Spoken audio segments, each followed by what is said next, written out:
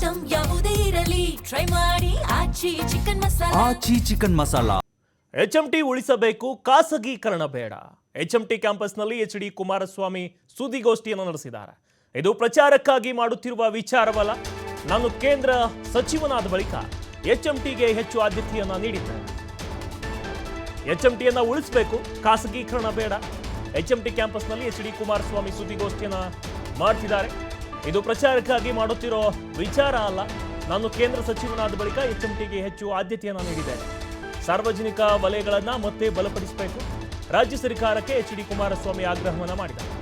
ಇದೀಗ ಈ HMT ವಿಚಾರ ಏನಿದೆ, ರಾಜ್ಯ ಸರ್ಕಾರ ಮತ್ತು ಕೇಂದ್ರ ಸರ್ಕಾರ ನಡುವೆ ಜಟಾಪಟಿಗೆ ಕಾರಣ ಆಗಿದೆ. ಮೇನ್ಲಿ ಈಶ್ವರ್ ಖಂಡ್ರೆ ಮತ್ತು HD ಕುಮಾರಸ್ವಾಮಿ ಮಧ್ಯ ಅದನ್ನು ಒತ್ತುವರಿ ಮಾಡಿಕೊಂಡಿದ್ದೀರಾ, ಅದು ಅರಣ್ಯದ ಜಾಗ, ಅದನ್ನು ವಾಪಸ್ ಕೊಡಿ ಅಂತ ವಾಗ್ದಾಳಿಯನ್ನು ನಡೆಸಿದ್ದಾರೆ ಈಶ್ವರ್ ಖಂಡ್ರೆ. ಅದಕ್ಕೆ ಪ್ರತಿಯಾಗಿ ಯಾವಾಗಲೂ ಇದು ನೋಟಿಫಿಕೇಶನ್ ಆಗಿದೆ, ಕಾನೂನುಬದ್ಧವಾಗಿ ಈ ಒಂದು ಜಮೀನನ್ನು ತೆಗೆದುಕೊಂಡಿದ್ದೀವಿ.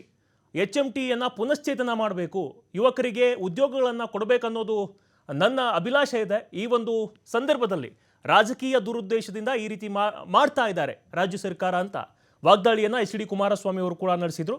ಇದೀಗ HMTಯನ್ನು ನಾನು ಉಳಿಸಬೇಕು, ಖಾಸಗೀಕರಣ ಮಾಡೋದು ಬೇಡ. HMT ಕ್ಯಾಂಪಸ್ನಲ್ಲಿ HD ಕುಮಾರಸ್ವಾಮಿ ಸುದ್ದಿಗೋಷ್ಠಿಯನ್ನು ಮಾಡಿ ಈ ಒಂದು ಮಾತುಗಳನ್ನು ಹೇಳಿದ್ದಾರೆ. ಇದು ಪ್ರಚಾರಕ್ಕಾಗಿ ಮಾಡ್ತಾ ಇರುವಂತಹ ವಿಚಾರವಲ್ಲ. ನಾನು ಕೇಂದ್ರ ಸಚಿವನಾದ ಬಳಿಕ HMTಗೆ ಹೆಚ್ಚು ಆದ್ಯತೆ ನೀಡಿದ್ದೇನೆ ಅಂತ ಹೇಳಿದ್ದಾರೆ. ಅದು ನಾನು ಇವತ್ತು ಈ HMTಯ ಈ ಒಂದು ಆವರಣದ ವಿಷಯದಲ್ಲಿ ಯಾತಕ್ಕೆ ಈ ಒಂದು ಸಬ್ಜೆಕ್ಟ್ ಪ್ರಾರಂಭ ಆಗಿದೆ HMT ವಿಷಯದಲ್ಲಿ, ಇವತ್ತು ಕೇಂದ್ರದಲ್ಲಿ ನಾನು ನರೇಂದ್ರ ಮೋದಿ ಅವರ ಒಂದು ನಾಯಕತ್ವದಲ್ಲಿ ಮಂತ್ರಿ ಆಗ್ತಕ್ಕಂಥ ಒಂದು ಅವಕಾಶ ಕೊಟ್ಟಿದ್ದಾರೆ. ಅದು ನನಗೆ ಕೊಟ್ಟಿರ್ತಕ್ಕಂಥ ಇಲಾಖೆಗಳು ಒಂದು ಹೆವಿ ಇಂಡಸ್ಟ್ರಿ ಮತ್ತು ಇನ್ನೊಂದು ಸ್ಟೀಲ್ನ ಇಲಾಖೆ. ಇವತ್ತು ಈ HMTಯ ಈ ಒಂದು ಆವರಣದ ವಿಷಯದಲ್ಲಿ ಯಾತಕ್ಕೆ ಈ ಒಂದು ಸಬ್ಜೆಕ್ಟ್ ಪ್ರಾರಂಭ ಆಗಿದೆ HMT ವಿಷಯದಲ್ಲಿ, ಇವತ್ತು ಕೇಂದ್ರದಲ್ಲಿ ನಾನು ನರೇಂದ್ರ ಮೋದಿ ಅವರ ಒಂದು ನಾಯಕತ್ವದಲ್ಲಿ ಮಂತ್ರಿ ಆಗ್ತಕ್ಕಂಥ ಒಂದು ಅವಕಾಶ ಕೊಟ್ಟಿದ್ದಾರೆ. ಅದು ನನಗೆ ಕೊಟ್ಟಿರ್ತಕ್ಕಂಥ ಇಲಾಖೆಗಳು ಒಂದು ಹೆವಿ ಇಂಡಸ್ಟ್ರಿ ಮತ್ತು ಇನ್ನೊಂದು ಸ್ಟೀಲ್ನ ಇಲಾಖೆ. ಇವತ್ತು ಈ HMTಯ HMT ಕ್ಯಾಂಪಸ್ನಲ್ಲಿ ಇವತ್ತು ಸುದ್ದಿಗೋಷ್ಠಿಯನ್ನು ಮಾಡಿದ್ದಾರೆ ಕುಮಾರಸ್ವಾಮಿ ಅವರು. HMT ಉಳಿಸಬೇಕು, ಖಾಸಗೀಕರಣ ಮಾಡೋದು ಬೇಡ. ಇನ್ನು ನರೇಂದ್ರ ಮೋದಿ ಇದ್ದಾರೆ ಕೇಂದ್ರ ಸರ್ಕಾರದಿಂದ, ಇದಕ್ಕೆ ಅನುದಾನಗಳು ಸಿಗ್ತವೆ, ನಾನು ಇದನ್ನು ಪುನಶ್ಚೇತನ ಮಾಡ್ತೀನಿ, ಒಂದು ಸ್ಪೆಷಲ್ ಪ್ಯಾಕೇಜನ್ನು ತರ್ತೀನಿ, ಇದನ್ನು ಅಭಿವೃದ್ಧಿ ಮಾಡ್ತೀನಿ, ಇದನ್ನು ಖಾಸಗೀಕರಣ ಮಾಡೋದು ಬೇಡ. ಬಟ್ ಇದನ್ನು ರಾಜಕೀಯವಾಗಿ ದುರುದ್ದೇಶದಿಂದ ರಾಜ್ಯ ಸರ್ಕಾರ ಏನಿದೆ ಕರ್ನಾಟಕದಲ್ಲಿ ಕಾಂಗ್ರೆಸ್ ಸರ್ಕಾರ, ಸೊ ರಾಜಕೀಯ ದುರುದ್ದೇಶದಿಂದ ಇದನ್ನು ನೋಟಿಸನ್ನು ಕೊಟ್ಟು ಈ ಜಮೀನನ್ನು ತೆಗೆದುಕೋಬೇಕು ಅನ್ನೋ ಹುನ್ನಾರವನ್ನು ನಡೆಸ್ತಾ ಇದೆ. ಇದಕ್ಕೆ ನಾನು ಬಿಡೋದಿಲ್ಲ ಅಂತ ಕೇಂದ್ರ ಸಚಿವ HD ಕುಮಾರಸ್ವಾಮಿ ಕೂಡ ವಾಗ್ದಾಳಿಯನ್ನು ನಡೆಸಿದ್ದಾರೆ.